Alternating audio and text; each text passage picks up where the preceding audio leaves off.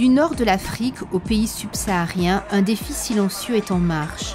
Longtemps négligés par la croissance, les femmes et les jeunes n'hésitent plus à tout mettre en œuvre pour se lancer dans des études plus ambitieuses ou dans l'entrepreneuriat. Cette évolution discrète, bien moins visible que les avancées dans le secteur des infrastructures ou celui des matières premières, est sans doute le secret le mieux gardé de l'essor africain.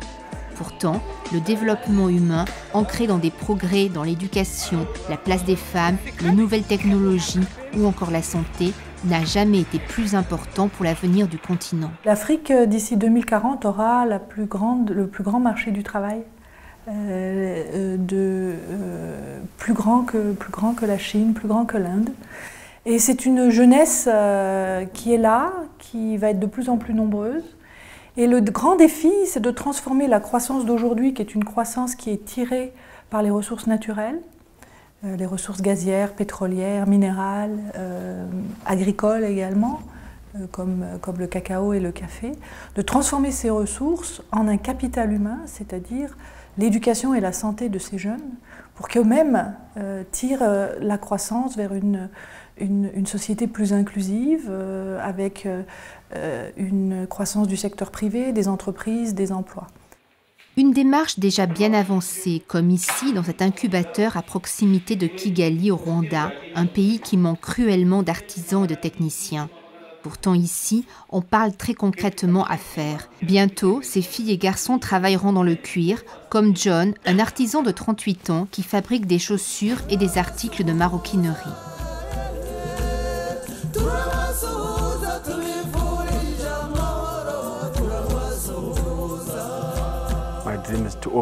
Je rêve d'ouvrir mon usine ici, au Rwanda. Ce rêve, John ne le trouve plus inaccessible. Et c'est en grande partie grâce à l'incubateur ouvert en 2012 qu'il a gagné confiance. Il y a trouvé des formateurs venus de l'étranger et une véritable aide pour élargir son champ de compétences. Il m'a apporté des compétences.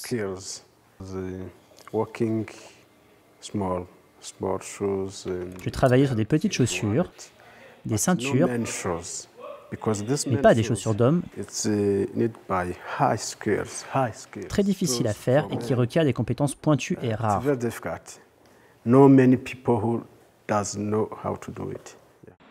En 2007, le Rwanda a identifié la valeur ajoutée qui peut être apportée aux matières premières comme l'une des premières sources de potentiel économique pour le pays. Le nouvel incubateur se consacre à la transformation du cuir ainsi qu'au traitement des cultures fruitières et du lait.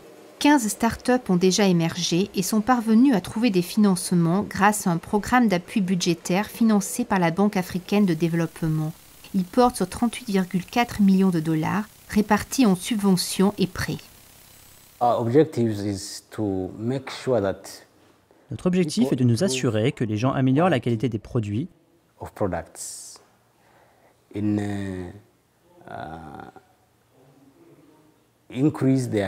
augmentent les recettes grâce notamment au marketing et au plan de développement.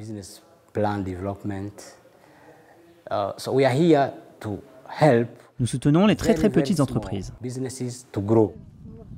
Un rêve qui commence seulement à s'ébaucher ailleurs.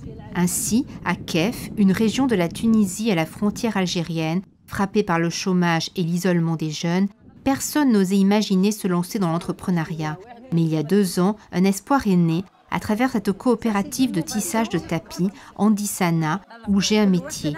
Sa fondatrice, Rachida Guerriani, l'a financée grâce à une subvention du programme Soukatanamia. C'est la première édition de cette initiative conjointe de la Banque africaine de développement et de 19 partenaires des secteurs publics et privés, tous unis dans le même objectif, la création d'entreprises et d'emplois en Tunisie.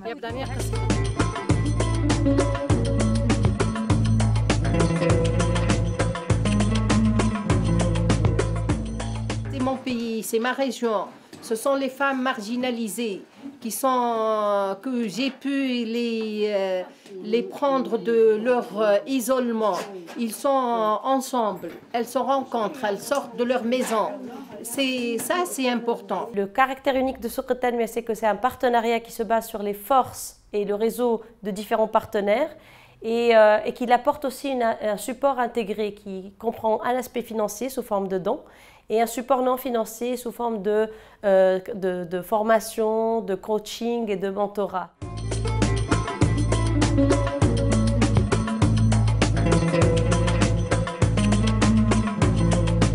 On a aussi l'aide du BAD avec cette formule de Souq Tanmiya.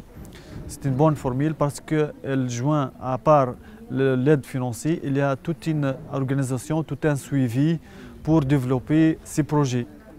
Et aussi, il y a une valorisation de l'entrepreneur de toute une région délaissée et ça m'a aidé de lancer ce projet.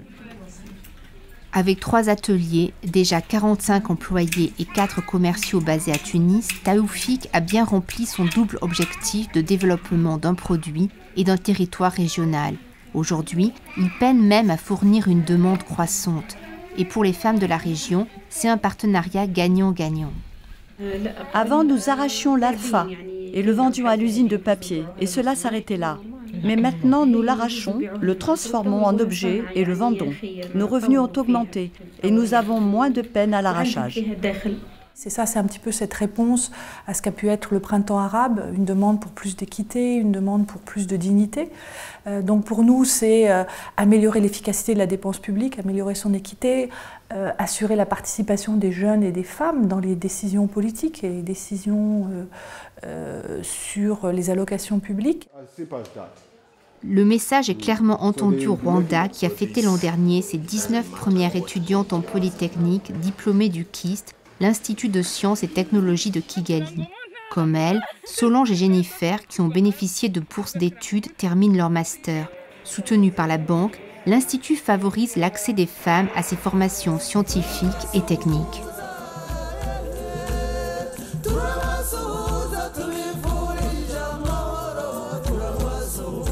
It is so important because if you can compare about the percentage of population in Rwanda. C'est vraiment important car les femmes sont nombreuses au Rwanda, mais rares dans les établissements supérieurs, au collège.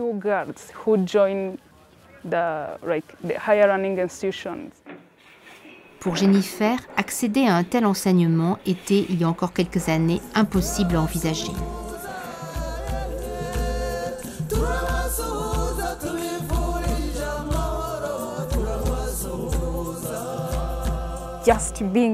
Rien que d'être à l'Institut de sciences et de technologies, se spécialiser dans ce que l'on aime vraiment, c'est déjà un rêve, devenir ingénieur. Grâce à la prise en charge complète de sa formation, elle pourra réaliser son projet. Ce que je voudrais plus tard, c'est faire de la plomberie après les études, travailler pour une entreprise du bâtiment comme stagiaire, sans être plombier professionnel, puis monter ma propre entreprise de plomberie. Un autre secteur de compétences est scruté avec attention en Afrique. Ce sont les technologies de l'information et de la communication.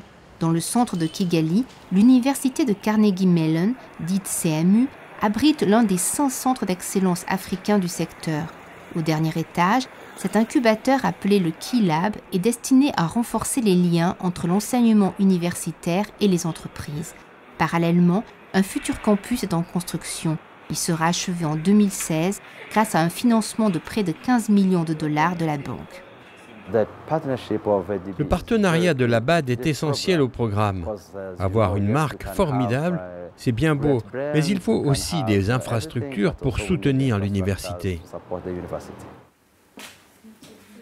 Grâce à une bourse obtenue dans le cadre du programme, Rafiki a pu faire partie des premiers étudiants du master en technologie de l'information et de la communication qui ont débuté les cours en 2012. Chef d'entreprise, il a déjà pu mettre à profit ce qu'il a appris.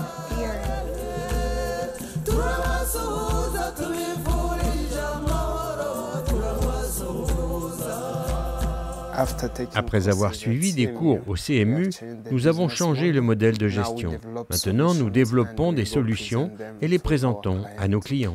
Pour cette population en transition dans un contexte de croissance accélérée du continent, un nouveau filet social doit être inventé. pour les plus démunis, mais aussi tous ceux qui ne rentrent plus dans les catégories classiques de la couverture sociale. C'est un grand agenda pour nous, c'est tout ce qui est protection sociale. Au moment où l'Afrique est en croissance économique, il est vraiment important que cette croissance elle soit inclusive et que donc on développe les filets de sécurité, en particulier la couverture maladie. Donc un agenda, c'est la couverture maladie universelle, mais également d'autres moyens qui permettent d'accélérer la transformation de cette croissance en diminution de la pauvreté. Dans ce centre hospitalier, le CHP de Rabat, les patients profitent déjà de cet agenda à travers la réforme du système d'assurance maladie marocain. Elle est assurée grâce à un programme d'appui à la réforme de la couverture médicale financé depuis 2005 par la banque à hauteur de 290 millions d'euros. Son objectif, assurer au pays une couverture médicale universelle, accompagnant la modernisation du système de santé. Le dispositif protège les plus défavorisés à travers la caisse Ramed. Lumnia, une mère de famille de 32 ans qui vient de se blesser au bras, en est une des bénéficiaires.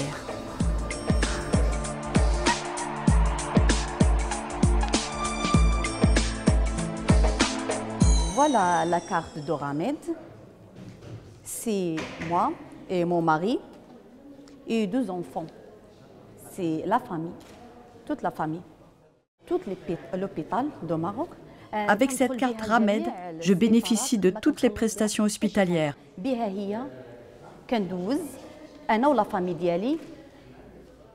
Consultation, radio, qui se trouvent au niveau des centres hospitaliers et aussi des centres de santé. C'est totalement gratuit pour toute ma famille. Voilà la carte Ramed. Voilà la carte Ramed. Comme Lubnan, pas moins de 6,5 millions de Marocains bénéficient aujourd'hui de ce régime d'assistance médicale aux économiquement démunis, avec pour conséquence une augmentation constante de la prise en charge de patients et des soins de meilleure qualité. C'est le patient qui nous intéresse. Donc pour la carte Ramed, c'est la gratuité, l'accessibilité aux soins, l'accessibilité d'une façon intégrale, donc on n'a pas de problème pour demander des bilans, des examens complémentaires. Donc on ne trouve pas le problème qu'on trouvait avant, celui de la poche du patient. Voilà, donc c'est vraiment un grand bien pour le malade.